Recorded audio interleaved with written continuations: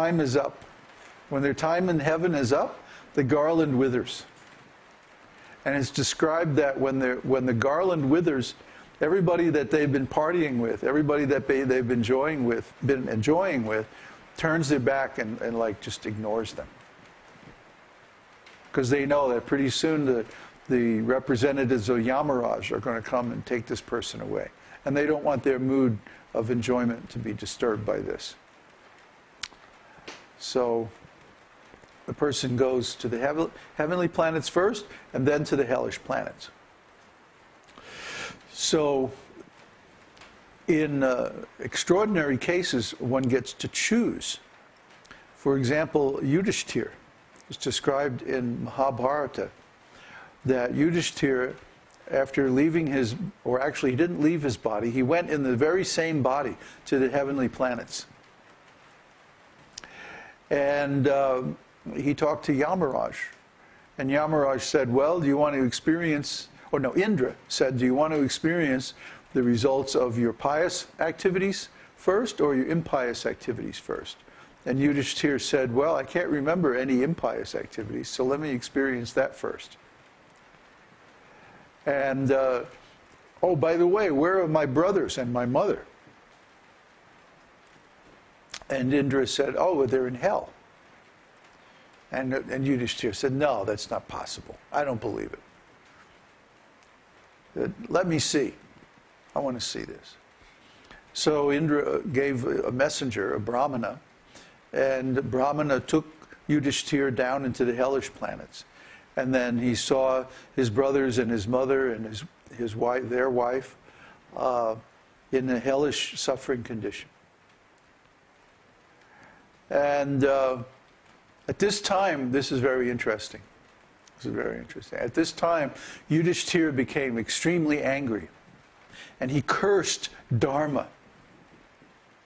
He said, this Dharma, if this leads to these righteous people suffering in hell, that I don't want to have anything to do with that kind of Dharma. I don't want to know anything about it. He cursed Dharma because of this. And then at that moment, the illusion of hell disappeared, and he saw that actually he was still in the heavenly planets, and his brothers and wife and mother were they were gods and goddesses in heaven. And he said, well, what was that all about? And Indra explained, because you are a Kshatriya, and your duty involved hurting others in the name of Dharma, you had to see hell. Even though you were completely righteous and you have no fault. Because you were hurting others, that was your duty. You had to experience some taste of pain, some taste of retribution, some punishment. So you had to see hell. Like that. So you see, even somebody like Yudhishthira, who is completely faultless, completely perfect, because his duty involved giving some pain to others, he had to have at least a little taste of hell. But what to speak of people who spend their whole lives giving pain to others? I mean, their destination is really, really horrible. We don't even want to think about it. So we should be very cautious, very careful, not to give pain to others, but to give others the tools to reach self-realization. You see? Everything in this material world, all material activities, even if you're very careful, have some bad karma attached to them. For example, you may be a hi-fi enthusiast and think, oh, this is very nice. I listen to these records, beautiful records of classical music. But what you don't know is that the diamonds, the industrial diamonds used in the hi-fi needle, come from the slave camps in Tanzania or something like this, or Africa somewhere. Tanzania is in Australia.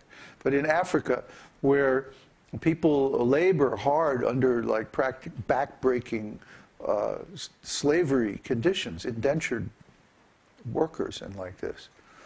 I mean, you can't imagine. And everything.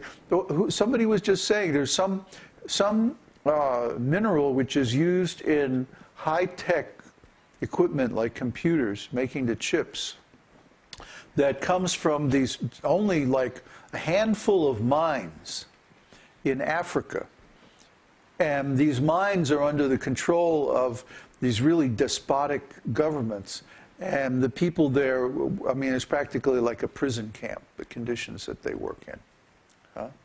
So everything in this world has some karma associated. Even the milk that you buy in the store. Huh?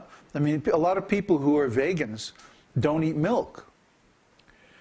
And if you ask them why, they say, well, because the cows in the dairies, when they can't give a lot of milk and their production is decreasing, they're slaughtered. This is perfectly true. And so the karma involved in the slaughter of these cows is there in the milk that they produce.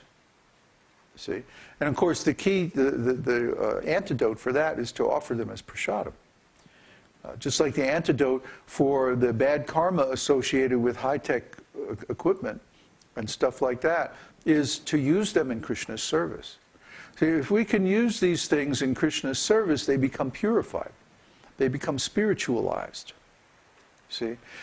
Because try to understand, if we have the intelligence that comes from drinking milk, then we can preach more effectively. If we have these tools, these powerful communication tools based on high tech, then we can convince more people to become devotees and give up these horrible practices. You see? If enough of the world becomes devotees, then we don't need this stuff anymore. Huh? We can just go down the village and have kirtan and yay, you know, that's great. Simple life. But because the world is in an emergency situation and there are very, very few devotees, we have to take up these powerful tools that give us as much leverage as possible. Every day, over 1,000 people see our videos on the internet.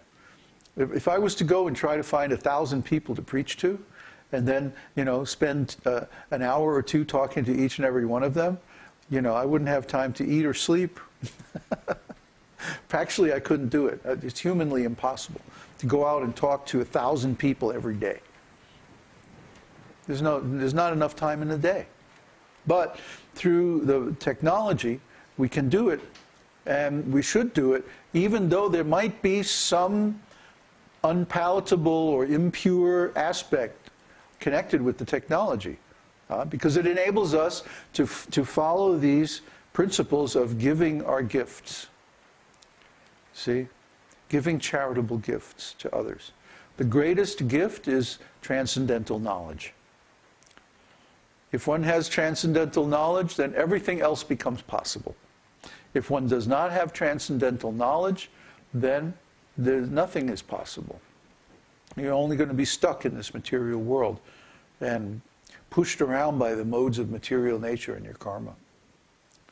So please pay attention and very carefully try to understand these things, these principles that we talk about, and how to apply them in your life. And then your whole life will become wonderful.